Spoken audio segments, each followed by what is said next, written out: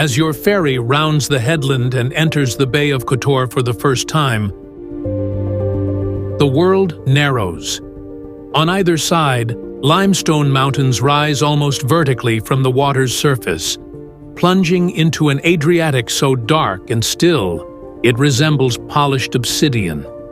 And there, tucked into the far end of this ancient fjord-like bay, is a walled city that has stood for over 1,000 years. The walls climb the hillside behind it like a crown. The silence is broken only by the sound of church bells drifting across the water. This is not a place you stumble upon.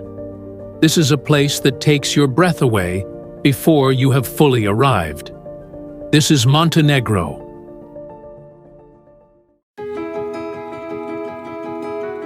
The name means Black Mountain in Venetian Italian, a tribute to the dark limestone peaks of Mount Lovćen that have watched over this territory for centuries.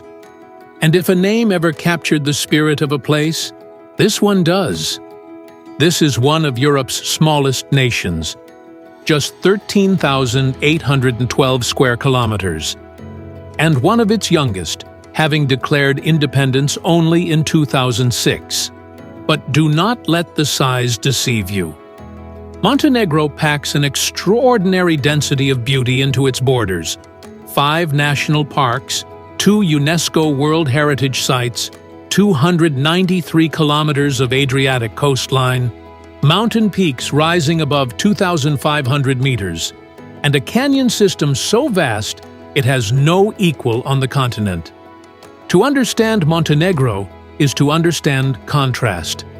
The south is Mediterranean, warm, luminous, and shaped by centuries of Venetian maritime rule, with stone towns that wear their history openly on every carved doorway and bell tower. The north is something else entirely, a world of alpine forests, glacial lakes, and canyon walls so deep that the sun only reaches the river floor for a matter of hours each day. Both halves are extraordinary. Together, they form one of the most quietly remarkable travel destinations in all of Europe.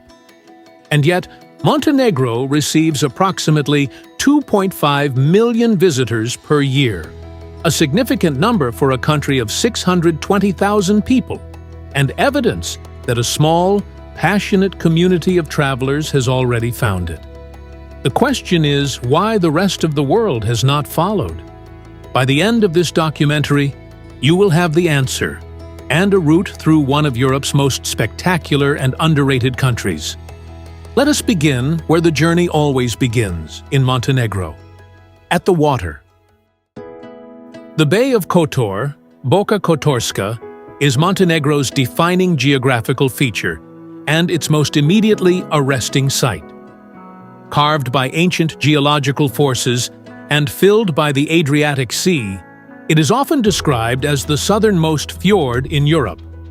Technically, it is a submerged river canyon, but when you are standing at its edge for the first time, watching limestone mountains plunge vertically into still, dark water, the distinction feels irrelevant. What matters is the view. At the far end of this 87-kilometer shoreline sits Kotor, a walled medieval city so completely preserved that UNESCO designated its natural and cultural historical surroundings a World Heritage Site in 1979. Step through the Sea Gate, the city's oldest entrance, built in 1555, and you step into a different era. The limestone lanes are barely wide enough for 2 people to pass side by side. The Cathedral of St. Tryphon, built in the 12th century and rebuilt after an earthquake in 1667, anchors the old town with a presence that is both imposing and deeply human. Around every corner, small piazzas open unexpectedly from the labyrinth of streets, offering a bench, a fountain, and a moment of stillness. Kotor's most iconic experience, however, is not inside the walls. It is above them. The Kotor city walls climb the hillside behind the old town for 4.5 kilometers, rising to the ruins of San Giovanni Fortress at 260 meters above sea level. The ascent, over 1,300 steps, best attempted before 8 in the morning before the heat settles over the bay, rewards every step with a view that no photograph can adequately contain. The entire Bay of Kotor unfolds beneath you, a tapestry of dark blue water, green hillsides, and the terracotta and gray stone rooftops of the old town below. It is one of those views that makes you feel, briefly and powerfully, that the world is more beautiful than you remembered. Kotor is also, famously, a city of cats. The local feline population has been a fixture of this old town for centuries, arriving, legend says, on the Venetian ships that built the city's trade. And today, they wander the piazzas with the confident ease of residents who know they are well loved. There is even a dedicated cat museum tucked into the old city. It is one of many small human details that give Kotor its personality. Ancient and living all at once. 12 kilometers northwest along the bay, the smaller town of Perast asks for a morning of your time and gives back something extraordinary. Fewer than 300 people live here permanently, in a collection of Baroque palaces and bell towers pressed directly against the waterfront. The town's most celebrated site sits just offshore. 2 small islands, both artificial, both created over centuries by local sailors who dropped stones and sunken ships into the bay.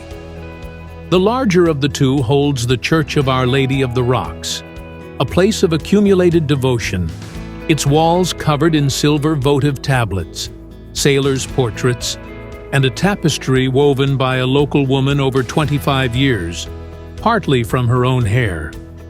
It is a place of extraordinary quiet strangeness, and one of the most affecting small churches in the Mediterranean world. South of the bay, the coastline opens and the atmosphere shifts. This is the Budva Riviera, Montenegro's most visited stretch of coast, home to its most famous beaches and its most recognizable image. Budva itself is a city of 2 completely different personalities. Its old town, built on a small peninsula jutting directly into the Adriatic, shares the same medieval limestone DNA as Kotor, walled, narrow-laned, ancient, and beautiful, with a history stretching back 2,500 years to its origins as a Greek settlement. But surrounding it is a modern resort city that has grown vigorously to accommodate the Adriatic summer in all its animated, sun-drenched energy. In July and August, Budva's beaches are lively and full. Visit in May, June, or early September, and you will find the same extraordinary coastline. The same clear water, the same old town, the same evening light over the Adriatic, with a fraction of the crowds and prices that reflect the season accordingly. But the true centerpiece of this coastline, and arguably Montenegro's single most recognizable image, lies 12 kilometers south of Budva. Sveti Stefan is a fortified island village connected to the mainland by a narrow sandy isthmus, its terracotta rooftops and stone towers rising from a small rocky promontory above turquoise water. For decades, it operated as a workers' holiday cooperative. Today, the entire island has been reimagined as the Aman Sveti Stefan, one of the most exclusive boutique hotel properties in Europe, where suites occupying centuries-old fishermen's cottages begin at approximately €700 per night. You do not need to stay there to experience what makes it remarkable. The view from the clifftop road above, where the road curves around the headland and Sveti Stefan appears suddenly, impossibly perfect below, is one of those travel moments that stop you mid-sentence and stay with you for years afterward. Queen's Beach, flanking the isthmus to the north, offers access to the same extraordinary setting at a fraction of the cost. No documentary about Montenegro is complete without a moment of stillness. And for stillness, and for the particular kind of awe that comes from encountering something that seems to exceed the limits of what human hands could have built, there is no place in this country more powerful than Ostrog Monastery. Constructed in the 17th century by Bishop Vasilije of Trebinje, later canonized as Saint Basil of Ostrog, the monastery is carved directly into a sheer white cliff face at an altitude of approximately 900 meters above the Zeta Valley. From the road below, it appears as an impossibility. A brilliant white chapel pressed into a vertical rock wall, as though the mountain itself opened to receive it. The approach, along a narrow, winding road through the forest, or on foot along a pilgrimage path that has been walked for 3.5 centuries, builds a sense of anticipation that the arrival more than fulfills. Ostrog is the most visited pilgrimage site in the entire Balkans, drawing hundreds of thousands of visitors each year from across the Orthodox world and beyond. People of all faiths make the journey here. Many spend the night on the rocky terraces in front of the upper monastery, waiting to be among the first to enter at dawn. The atmosphere, particularly in the earliest morning light, when mist fills the valley far below and the white cliff glows above, is one of the most spiritually resonant experiences available to any traveler in this part of the world. It is also, simply, one of the most dramatically situated buildings in all of Europe. That alone makes it worth the journey. Before we head into Montenegro's extraordinary northern wilderness, if you are finding this guide useful and you are new to the channel, please give us a like and subscribe. It means the world to us and helps more travelers discover places like this one. Now, to the mountains. The north of Montenegro is a different world. The Mediterranean warmth, the Adriatic blue, the Venetian architecture, all of it falls away as the road climbs into a landscape of extraordinary alpine scale where the air is sharper and the silence is total. Durmitor National Park, a UNESCO World Heritage Site, sits in the northwestern corner of the country at an average elevation of over 1,500 meters. Its centerpiece is a massif of 48 peaks, the highest of which, Bobotov Kuk, rises to 2,523 meters. Draped in dense black pine forests and punctuated by 18 glacial lakes formed at the end of the last ice age. The most beautiful of these is Crno Jezero, Black Lake, a body of still, deep water surrounded by forest so thick and dark that even in midsummer, the lakeside remains cool and quiet. In the early morning, when low mist hovers above the surface and the peaks behind reflect in the water below, it is one of the most quietly spectacular natural scenes in all of Europe. With the resort at Jablják, the highest town in the Balkans at 1,456 meters, serving as the base for the surrounding slopes. In summer, the same landscape opens into one of the finest hiking territories in the Western Balkans, with trails ranging from short lakeside walks to multi-day ridge traverses.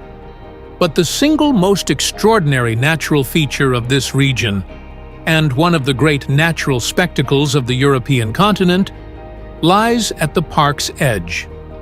The Tara River Canyon is 1,300 meters deep and 82 kilometers long, making it the second deepest river canyon in the world, surpassed only by the Grand Canyon in Arizona.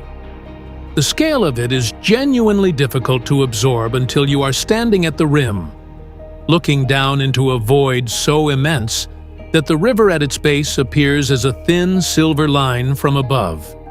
The canyon walls are clothed in primeval forest, some of the largest remaining old-growth beech forests in Europe, and the Tara River itself runs cold, clear, and extraordinary, fed by mountain snowmelt filtered through millennia of limestone.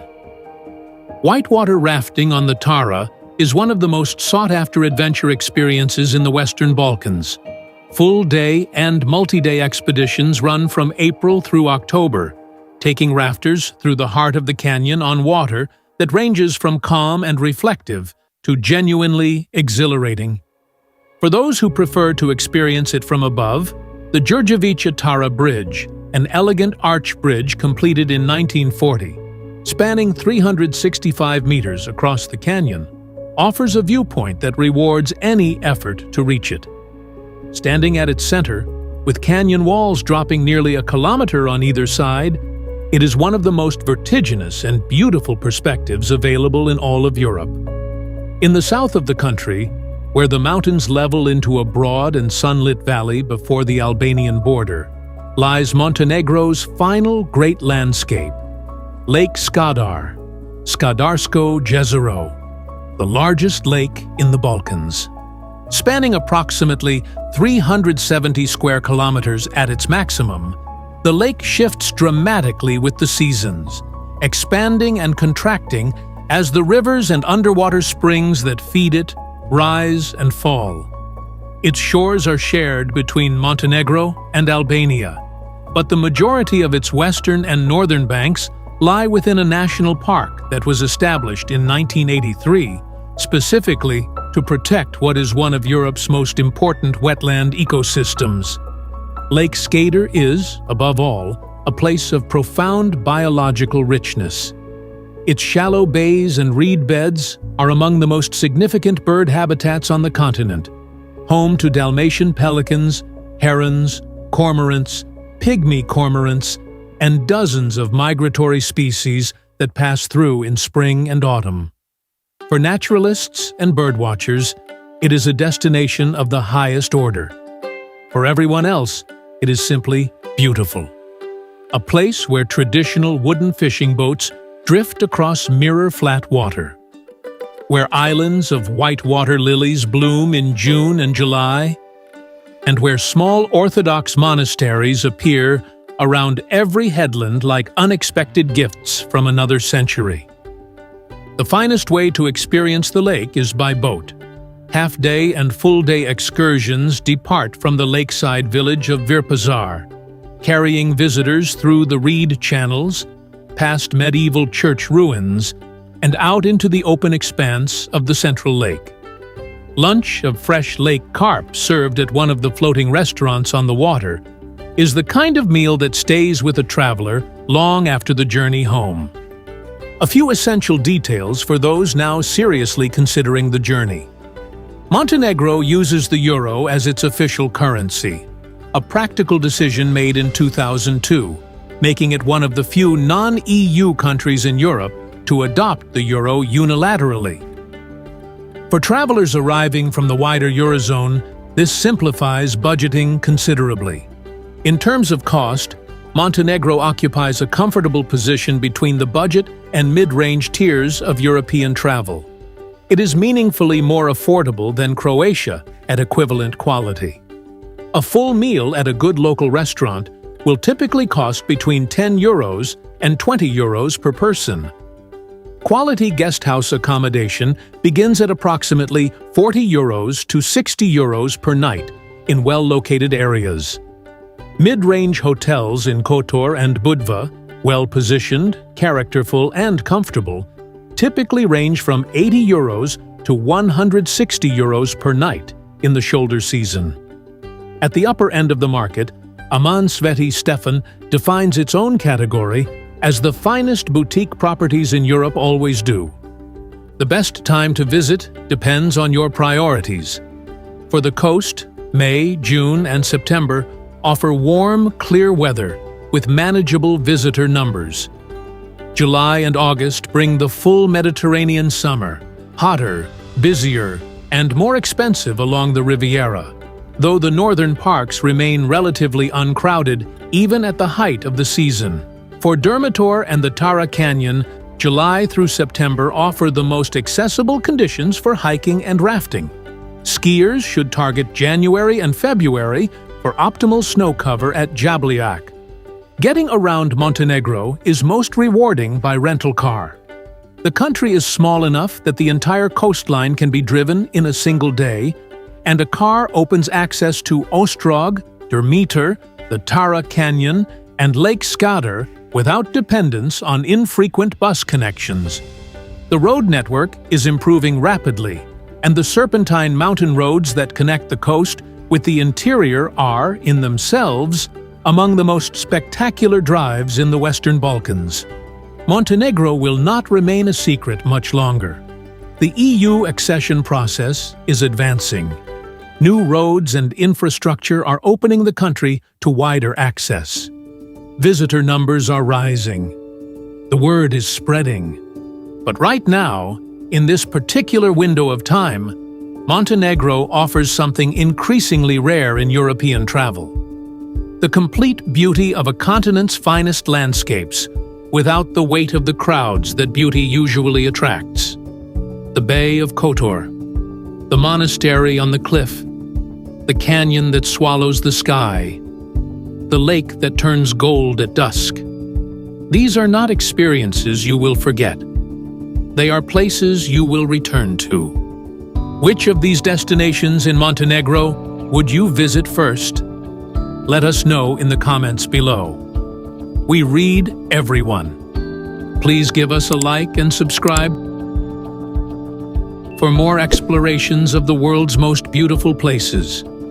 Until next time, I'll see you at the next corner of the globe.